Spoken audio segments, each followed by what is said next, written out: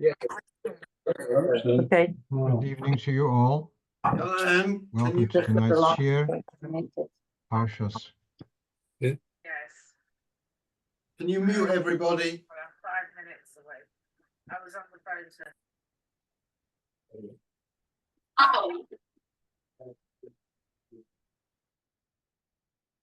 Parshas Seitzei. The dedication for the Enikol, Nachman ben Menachem Mendel, who had his bris earlier this week. Baruch Hashem, should have all simchas in good health to share with one another. Right, so we're going to go to our first question. So last Friday, I'm on duty in my weekly slot at the base Torah. That's the office where people can call and ask questions. So I've got my slot on Friday morning. Someone calls up and says the following. He's presently in Yerusholayim, is a London boy. He went there for Shabbos, and Community Yisrael, when someone heard that he's traveling to Yerusholayim, he asked, can you take a package for me for someone? And so he said, yes, okay. And so he's going to Yerusholayim. He's going to be in one part of Yerusholayim where he's staying. And Shabbos morning, he's going to walk to the other part of town. And the recipient of this package happens to be living in the other part of town where he'll be walking Shabbos morning. So instead of making a separate trip to deliver the package, he's asking, can I, Shabbos morning, when I go to Shul there, can I take the package with me and deliver it there? That was his question. I asked, do you rely on the Eruv? So he says, yes, he relies on the Eruv. So what's in the package? Is it food? No, it's not food. So is he allowed to deliver? So this is basically the question. Let's say it's a packet of photographs. It's a pair of socks. Well, maybe, but not needed for Shabbos. Is he able to deliver this package on Shabbos, where no question of carrying, it's a question of tircha, of effort. Carrying without an Eruv is also an effort, but it's like a hachana mi Shabbos l'choil kind of thing. You're doing something on Shabbos, which is an effort on Shabbos, which is no benefit for the Shabbos. That's the question. So, first of all, you can ask the question, can you bring a gift on Shabbos? This is also relevant. Sometimes people are invited out and they want to bring a gift. I've had this before.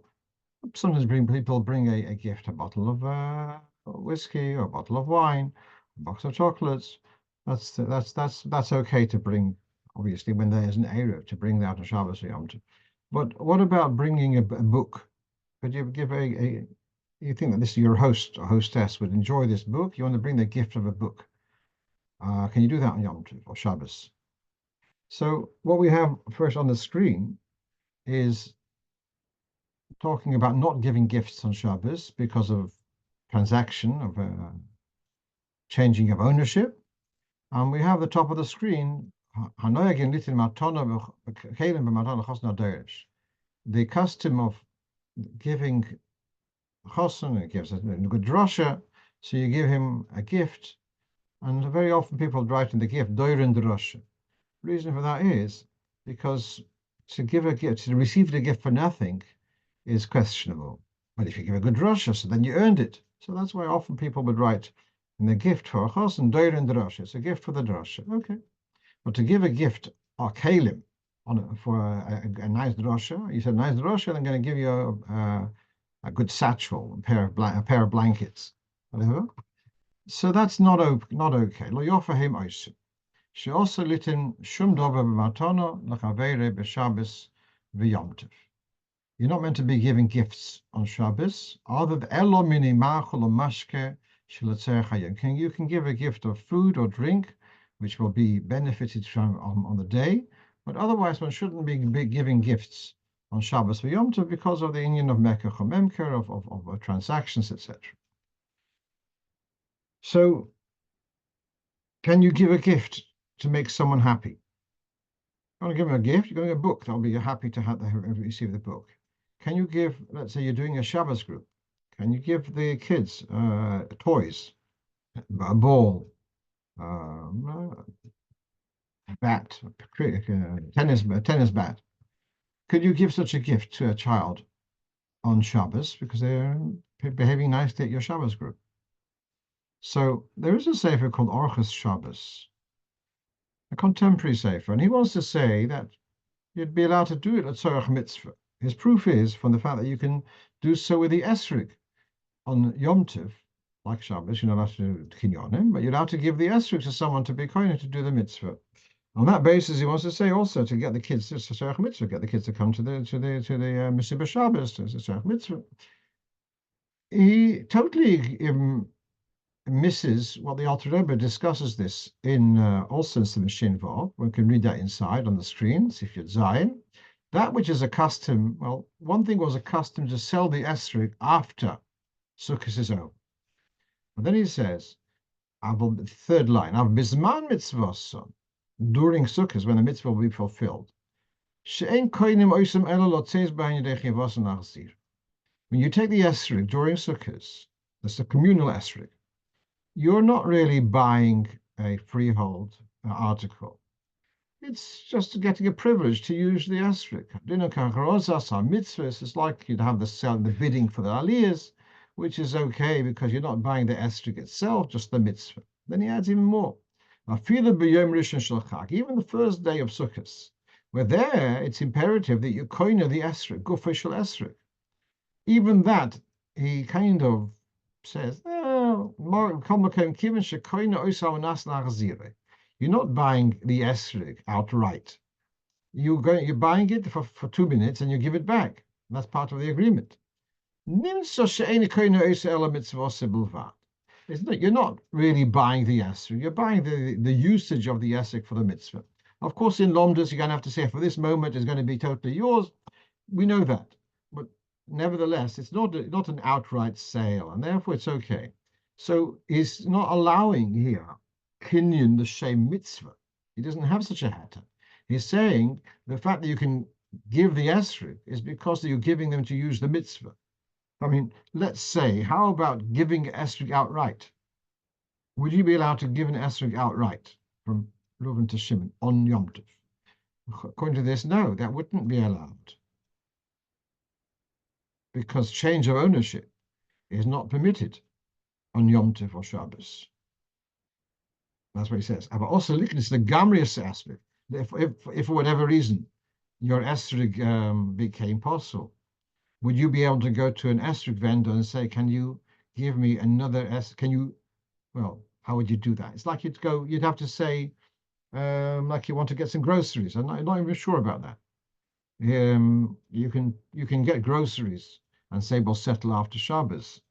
Can you do that with an esrig? Here he's saying, also liknus the gamris and esrig. You cannot be koine outright an esrig on Shabbos or even on Yomtov.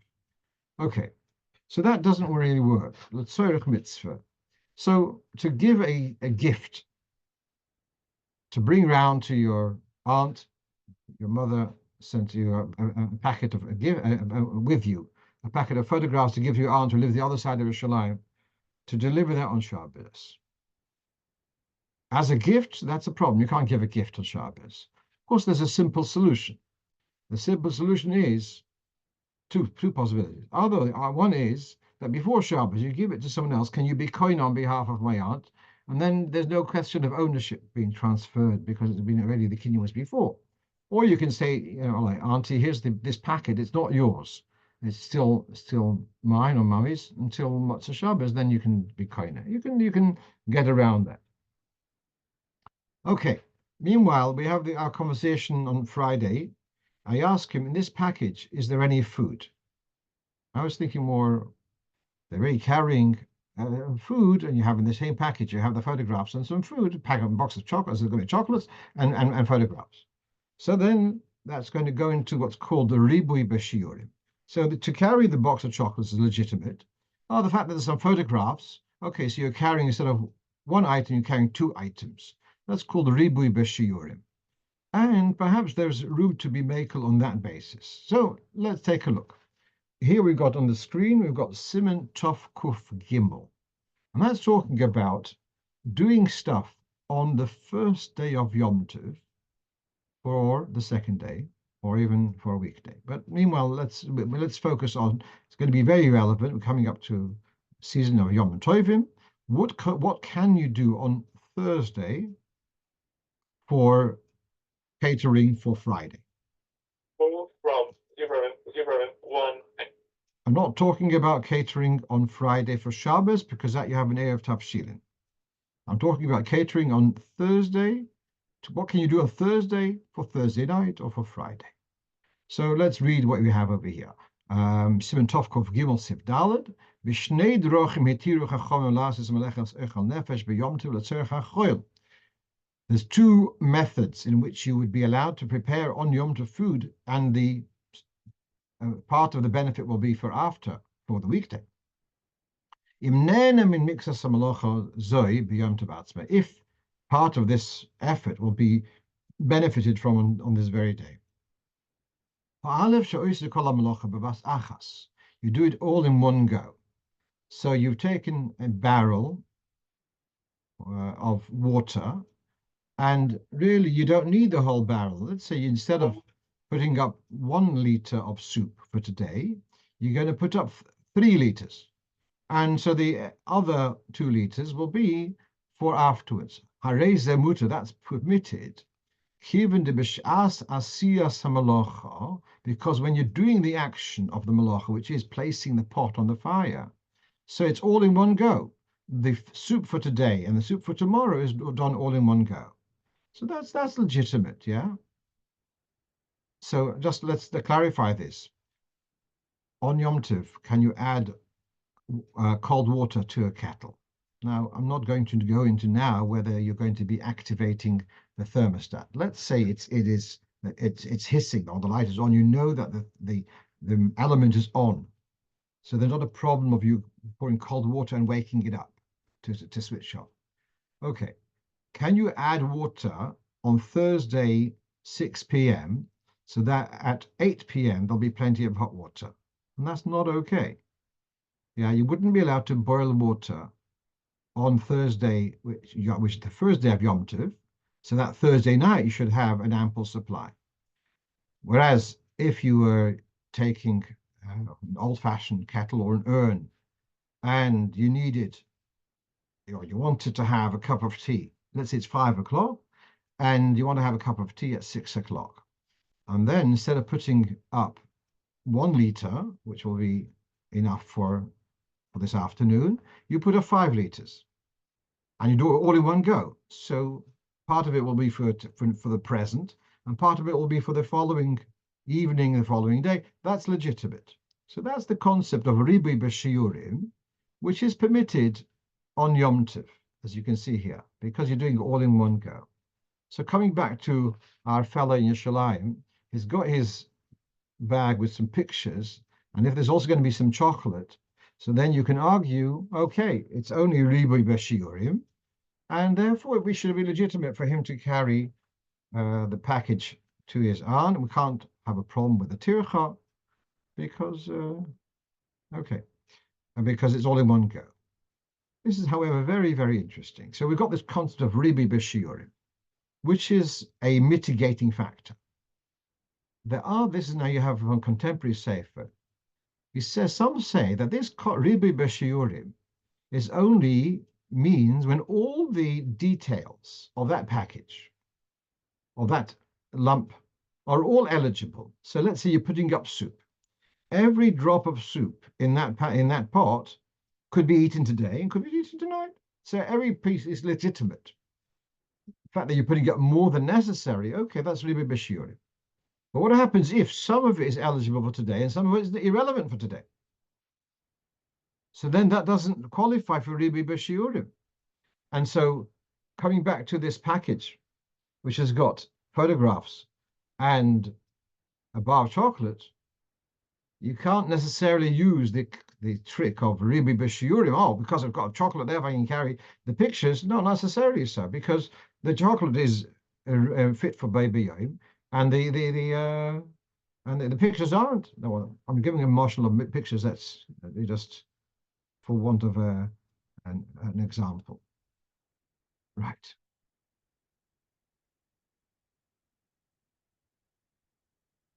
So these are my questions. What is it, tircha? So to sum up, to carry, in order to bring a gift to make someone happy, possibly yes. So kinyonim, no. That it should change ownership. That this package should be, from till now it belonged to my mother, and now it's going to belong to my aunt. That transaction mustn't be done on Shabbos. Am I allowed to schlep it from one side of Yerushalayim to make her happy? I think yes. That if there's a simcha by receiving the package, then that would be there's a benefit by biyah. So he's just gone on a whole tangent about ribi b'shiurim. If we were talking about a tircha, right, which is going to be relevant to the following question. So the following question is: we're going into, as I said, we're going to Yomtov, and 3 times we're going to have Eruv Tavshilin. What happens if I'm going to invite my grandchildren for the meal for Friday night, and they've got some very nice Yomtov outfits, and we've got some very tasty chocolate mousse for dessert, and their mothers are concerned that the Yomtov outfits will be unduly decorated with chocolate mousse. So to avoid that, she wants to bring them aprons. Now, since we don't have an Eruv, so can we on Friday carry the aprons from A to B, so that the aprons will be in good use on Friday night? Basically, whether the Eruv Tavshilin allows you to carry non-foods. So foods, yes, but what about non-foods? So now let's take a look in what we have on the screen. We've got here about preparing first from one day of Yom to the other.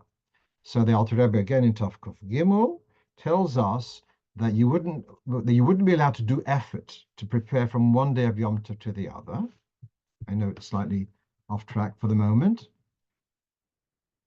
And then he says, for example, to roll the Sefer Torah, and that is, it's important for the Sefer Torah to be ready in place so that the congregation shouldn't have to wait there twiddling their thumbs because you didn't get your act together earlier. So, ein goyel in the Sefer Torah but tzibur. But can you, after Shacharis is over, on Thursday, can you roll the Sefer Torah to be ready for Friday? The answer is no, you're not allowed to. And let's say to bring wine from one place to the other, from the cellar, it should be ready for Kiddush for the night. That's not okay. So he says here, you're not allowed to roll the Sefer Torah from Yom Tov to the other, so Yom Tov Sheni. Then he says further, to roll the Sefer Torah, to be able to read it on Shabbos, even if you did an Eruv Tavshilin, that doesn't work. Because Eruv Tavshilin only allows you to prepare food, but not other preparations for Yom Tov to Shabbos. And this is also relevant if you wanted to bring a particular sefer from your house to the Shul on Friday, to use it on Friday night on Shabbos. Would you be allowed to do that? So we have here a problem, yeah? Because the Eruv Tavshilin doesn't allow you to carry on Friday for Shabbos other than foods. So now we're back to our question, what about the aprons? So now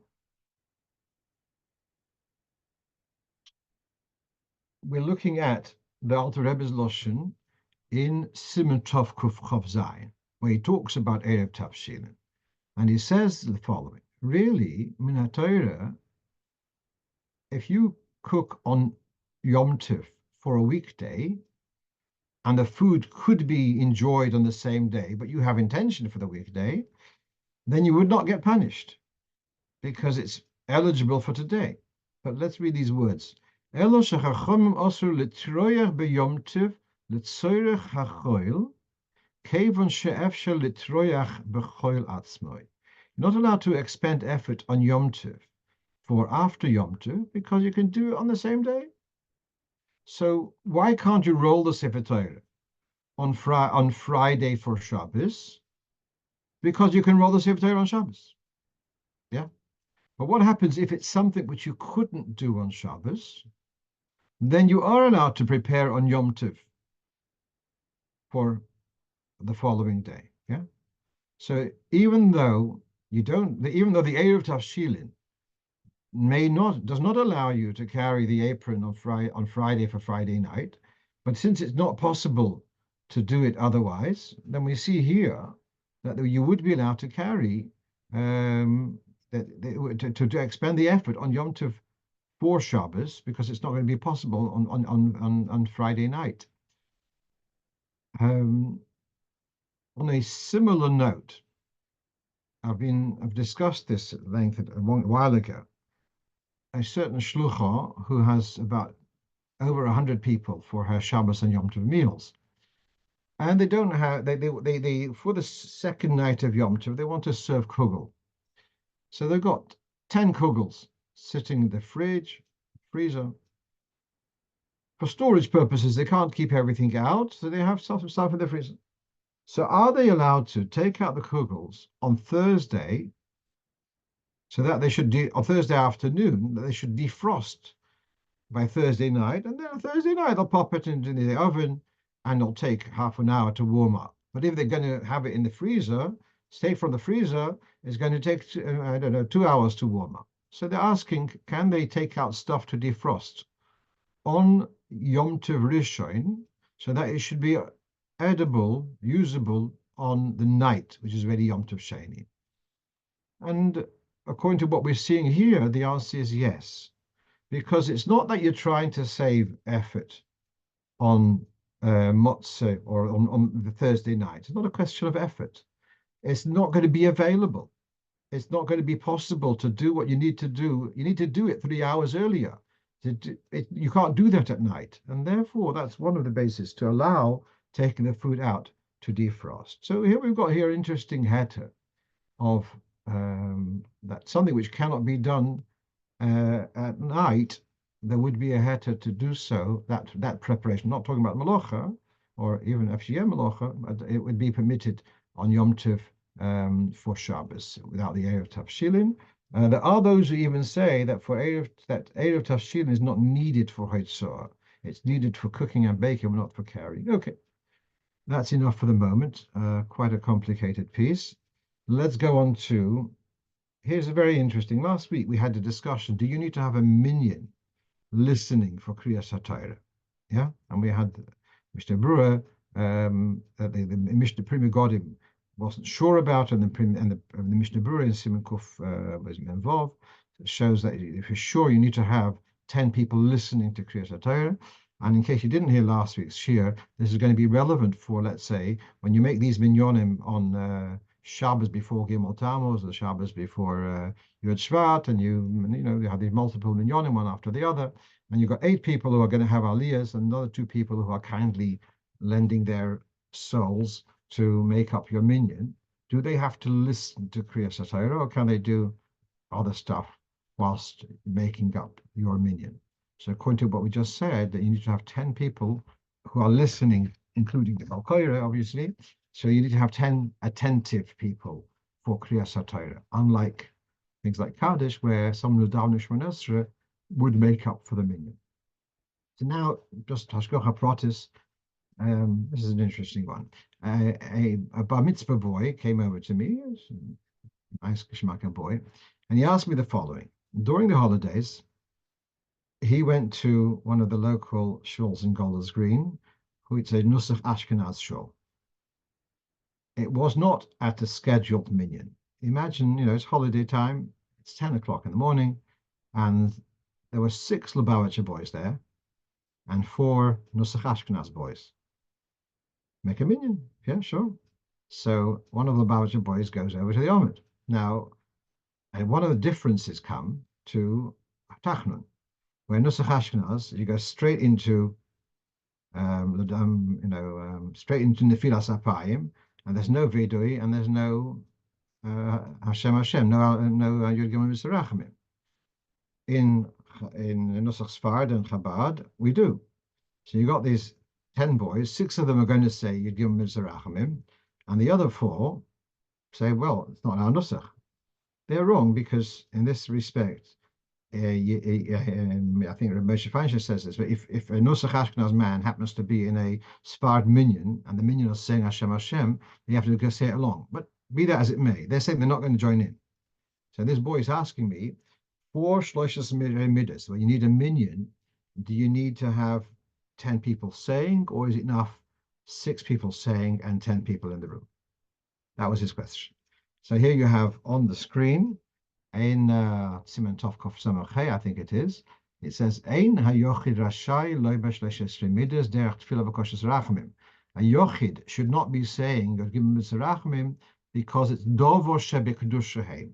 It's something which is a dovo shebekdushahem is an idiom. It's got that status, and it needs to have 10. If you want to say them just as reciting psukim, that's legitimate. And that's also relevant if people are not able to get to slichas, and as Hashem comes up several times, at least 3 times each day.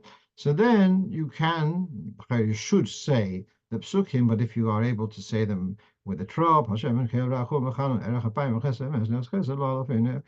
with the trop. Now, what we're seeing in the Pri Megadim, which we discussed last week, he says, a doba shebekdusha, and then the sleeping person can make up the minyan. When it comes to Kriyas HaTorah, that's where he had his question. But when it's got the definition of doba shebekdusha, then you don't necessarily have to have everyone responding. It's just like Kaddish. It's so long as you've got 10 people, 10 men present, and 6 are attentive, then you could say a doba shebekdusha. So that answers that question about this minyan in the holidays, that even if the Nusach Ashkenaz boys won't say Yud Gimel Midas, along with you can still do it. Okay. So here's another question. So here's a shliach somewhere in America, and he listens to the shiur online, the recording. If you remember, we've had this discussion a few times. When it comes to Aliya Torah, what are you actually making a bracha on? Are you making a bracha on your reading? Really? What are you doing? It's the Baal Korei who's doing the reading. You're standing there, and all right, you may be whispering along, but what are you doing? What are you doing now that warrants a bracha on Birchas HaTorah? So what's the answer? So this is a question which Sefer Masas Binyamin, who was a contemporary of the Ramah, he asked this question. He comes up with a novel idea. He says, no. Really, it's the Baal Korei who has the mitzvah. He's reading Barabim, and he's having 7 aliyahs. But in order to make it look more palatable, whatever, we've got 7 people taking turns to say the brochos for the Baal Korei. That's his approach. Yeah. So really, he says, really, the broch is the Baal Korei, and he's having, because there's no one else who's literate. He's the only literate fellow who can read from the Torah. Okay, so we give 7 people the privilege to say the bracha on behalf of the Baal Korei for his reading in public. So now this shliach in the United States asks me, if that's the case, I'm the Baal Korei, and he is saying the bracha for me. So should I be answering Baruch Hu V'Orch Shemoi to his bracha? Because if it's my bracha, then okay, that was his one question. She says, all right. Then he asks another question, which really riled me up. He says, what happens? He's saying the bracha, and I need to find out the name of someone if I'm going to give him the next Aliya.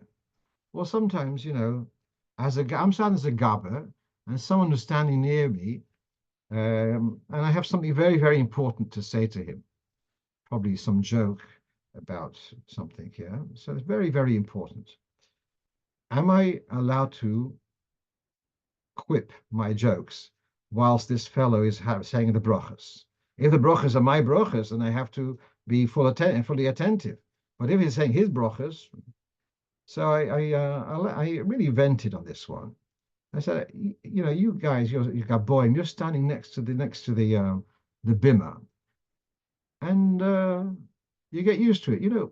These simple guys like me, I'm standing by the side in the show, and occasionally I have the privilege to have an Aliya Torah, and sometimes I'll even pay money for it.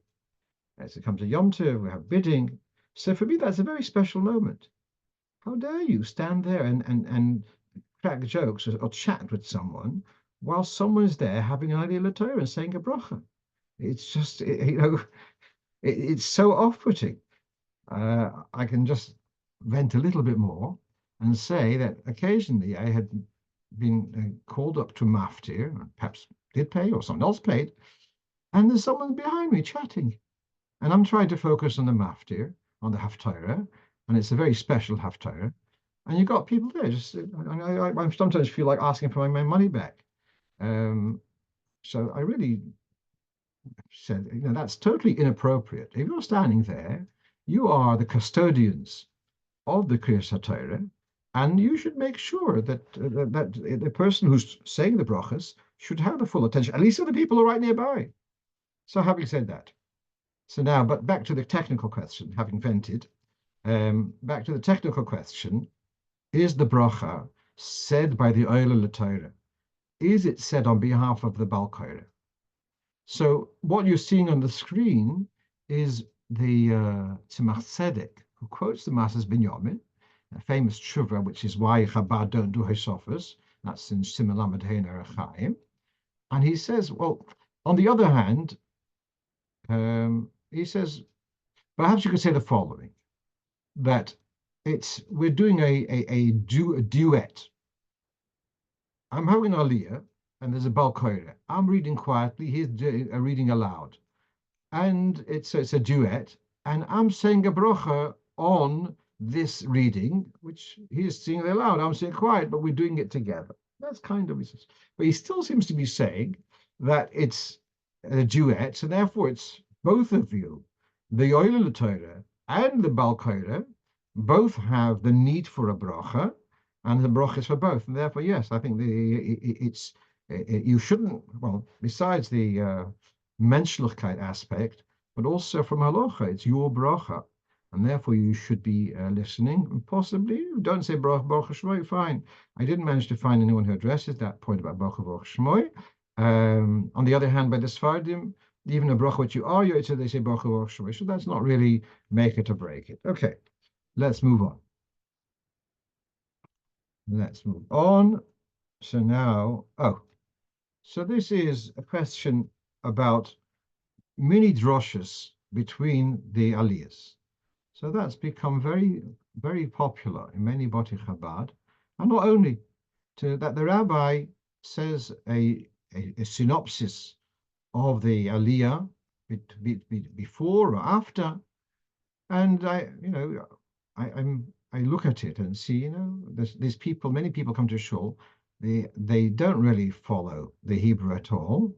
And like this, it gives much more meaning to the Kriyas HaTorah. Okay, so a couple of people just in the past week asked me, is it legitimate to have these mini droshes between the Aliyas? So look at what you have on the screen, where they're coming from. So this is what you have in Eruv Kuf Mem Vav. So Sif Beis says that once Kriyas HaTorah has started, Osul Saper, you're not allowed to chat. Afilu b'divrei Torah, afilu ben gavra legavra. Even between the Aliyas, you're not allowed to chat b'divrei Torah. Well, then, does that preclude giving droshes between the parashas? Now, so what you can see on the right of the screen, the lower quote, you've got here, the Bach says that you are allowed to say divrei Torah, talk divrei Torah between the Aliyas, ben gavra legavra, even b'kol rom, especially nowadays that the Misha Berachs take a long time. So that's what the Bach says. So despite the Shulchan Aruch says ben gavra legavra also l'saper, but in the Bach, quoted among Avrams, does permit it. Further, then you have in the middle quote, also from the Bayer Hativ.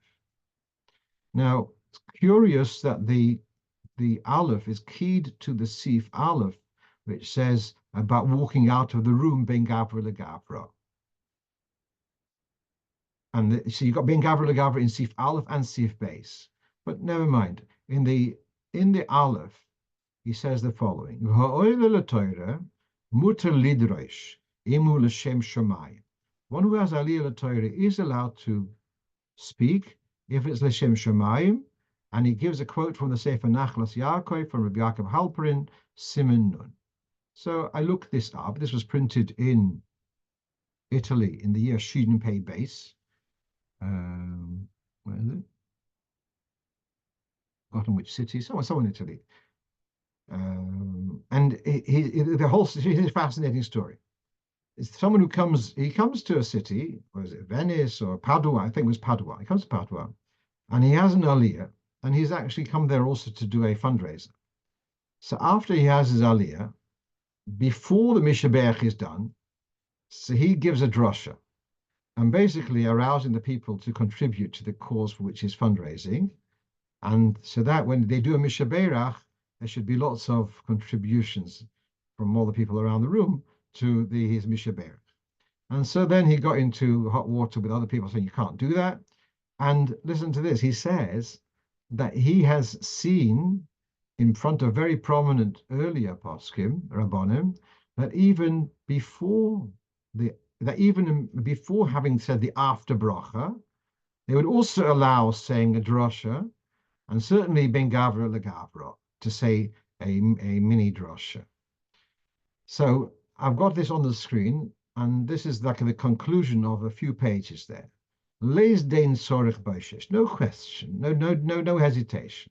Devorim pshutim, it's always simple stuff.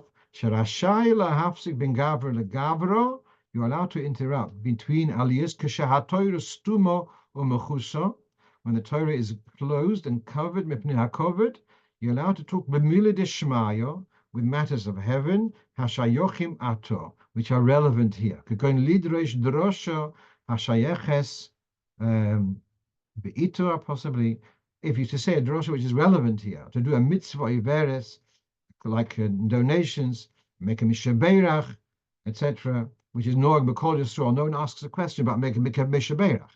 Yeah, and mishaberach, you're also asking the details, this and that. So that's not big gavra legavra nowadays. Yeah, most people do big gavra legavra. You don't do a list of mishaberachas at the end. That's so. Basically, he's saying that you are allowed to say a mini drosha at least ben gavra legavra. So despite the Shulchan Aruch saying osul lesaper, and possibly the Shulchan Aruch is talking about chatting, and the worry is that you start a conversation that's going to be difficult to stop when the next Aliya starts. But possibly, first of all, he says, the Bach says you are allowed to. But the drosha is less of a question, because it's not going to continue, it's not going to overspill into the next Aliya. You're going to stop the drosha and continue. So there's no question that the poskim do permit giving mini droshas. Now the question is whether the executive honorary officers allow mini droshas, because it's going to take that make the davening so much longer. Okay, we'll go on.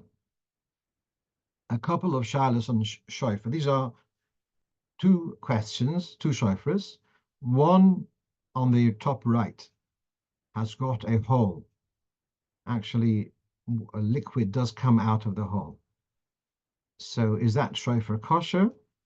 And then we have on the left, it's the same shofar twice, and there's a crack along the grain.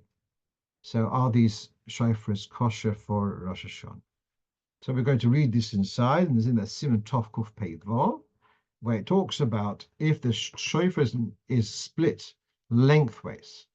So some say that it is kosher, and some say no, it's not like a hole. A hole would be okay. Unfortunately, in this siman, there's a few paragraphs missing in the Alter Rebbe's Shulchan Aruch. So talking about a hole in the shofar, the Alter Rebbe doesn't discuss. We don't have it in our, it was lost. So we'll come to that soon from the Mechaber. But meanwhile, first opinion says a split in the shofar, crack, lengthways. Some say it's kosher like a hole. Others say no. That because there's no space for the air to escape, therefore, as you blow, it's going to cause pressure and it's going to extend the crack more and more, and eventually it'll crack all the way along. And so even a sedek kol shehu, even a small crack at the beginning of the shofar, would not be okay. So that, and then in the bottom line, it says, Lahachmir kisvora achroino, that a small crack, actually a lengthways crack along the grain, would invalidate the shofar unless you had no other shofar. So looking at that picture, you can see the crack is going lengthways, which is the grain of the shofar. So that is a problem. But then there is a solution, and that is, if you would wrap it tightly with a cord of sorts, or use some sellotape, heavy-duty sellotape. You wrap it round a couple of times, so then that would be a legitimate repair for the Sefer Torah. Benjamin shares from Benjamin Singer from Manchester, from Bury, tells us that Dayan Raskin told him it's okay, and he always speaks between Aliyahs. Yeah, so don't try it in the Hamish Shul, because you all know what you're going to say in any case. But the communities which need it, it's legitimate then. Yeah. Now, what about the shofar which has a hole? So this, as I said, is missing in the Alter Rebbe's Shulchan Aruch. This, and I'm taking here from the Shulchan Aruch of Yosef Karo. Im nikav, if the shofar has a hole, and if you didn't block the hole, even though the sound is affected, so then the shofar is kosher. After all, it's the sound of a shofar, although it's somewhat different to before the hole. The Ramah says that there are those who say that it's not okay to use a pierced hold a shofar, and therefore, if you have a different one, use a different one. Okay. Then the Mishnah Berurah on that, he comments that when the Ramah adds a chumrah not to use a shofar which has a hole, that's only if the hole has affected the sound of this shofar. It sounds a bit different. But if the ring of the shofar is just as clear, so then don't worry about the hole. That's unanimous. So coming back to this shofar on the right, which has got a hole in it, the shofar is kosher. If you wanted to block it up, I said you can use some silicone or something to block up the hole. Don't need to, but that's something. I was looking around, I couldn't find anything. Is it imperative that the repair should be done with a kosher material? I couldn't find. You have like a tefillin has to be, is it imperative that the shofar has to be, let's say the lacquer which they use in a shofar, if they do, does that have to be from a kosher source? So I didn't find any source for that. Let's say the lacquer for tefillin has to be from a kosher source, but how strict that is I felt silicone is probably not an animal product. In any case, should be okay. Let's move on to the next question. So here's this is the last question for today. So this shul has got it's a shul somewhere in Eretz Yisrael, and you come into the foyer, and there's all these plaques with memorial plaques that's going back decades, and the new management want to upgrade the look of the foyer, so they want to take all of these memorial plates and take them away, and they'll make it digital. They'll make a digital memorial screen, and then there will also, if there's a yard site, so then that name will come up on the screen, etc. somehow. So they're asking if it's legitimate to do that. So first of all, this idea of having an item in a shul which has got your name on as a memorial. So you go back to the Sefer Zechariah in Treyosar, talks about the Beis HaMikdash, and it talks about Voho HaToros. There will be crowns, decorative crowns, will be for Chelem and Toivio and Yedayo and Chaim Ben Tzfanyo. These various people who put in a specific effort and particular time, Lezikoroin Beheichal Hashem. So the way it's described in the Mishnah in Midos, that in the Ulam, in the foyer of the Beis HaMikdash, there were ladders, and you could go ropes, whatever, you could go up and high up in some window niches. the Pirkei Kahunot could go up and they could see the Atores, could see these decorative crowns which were on display. And he quotes this pasuk. So did the names Chelem, Tovia, Yedaya, and Chaim ben Tzvanya appear on those crowns? I couldn't find that explicit in the in any sources, but the Pashtus, it says Lizikorin behechal Hashem. It follows that their names were inscribed on these crowns. We go back to the Mishnah in Midos. Gefen shel zohov hoiso imedas al pischei shel heichal. There's a gold vine standing by the entrance to the heichal, also in the foyer. Mudle al gabe kloinosos, and it is supported as a vine would be on a frame with various poles. Kol mishum isnadiv olo igargir oy eshkel.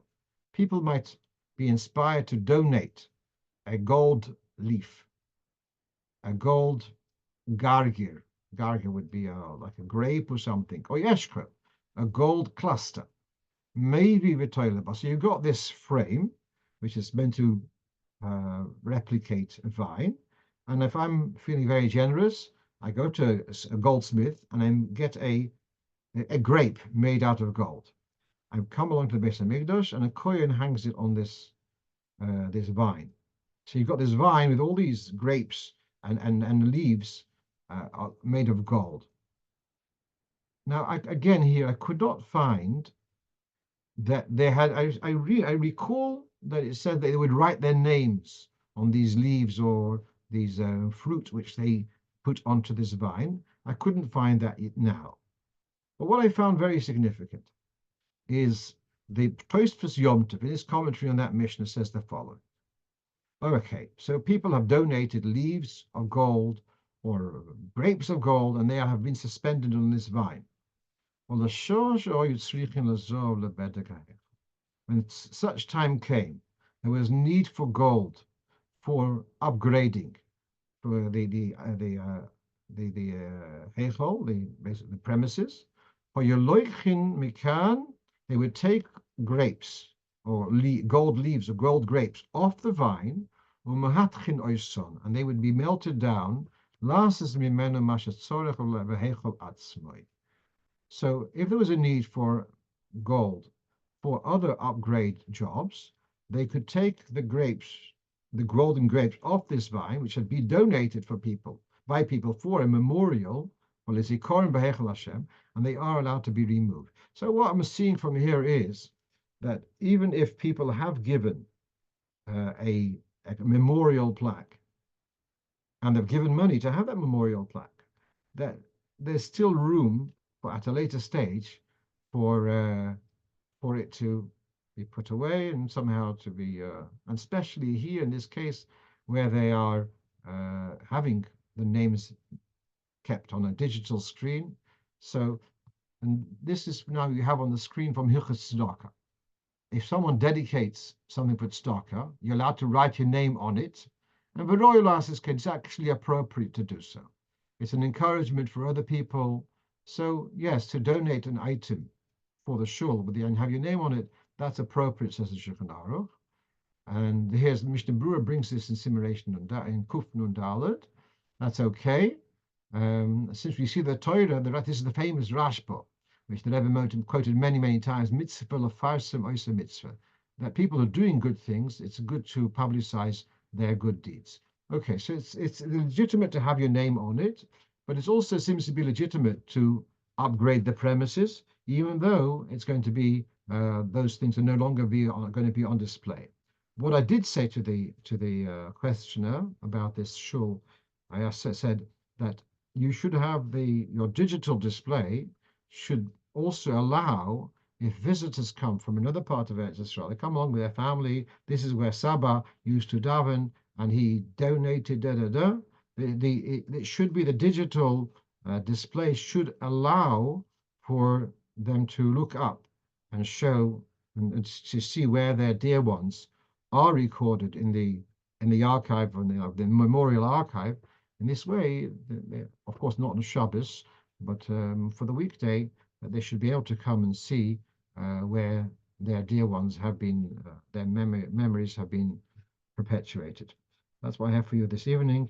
I wish you a good Shabbos, and Midos Rachamim, we should be v'sechazena inenu shuvcho l'tzion berachamim ksiva v'chasim atayv. Shabbos. Shabbos.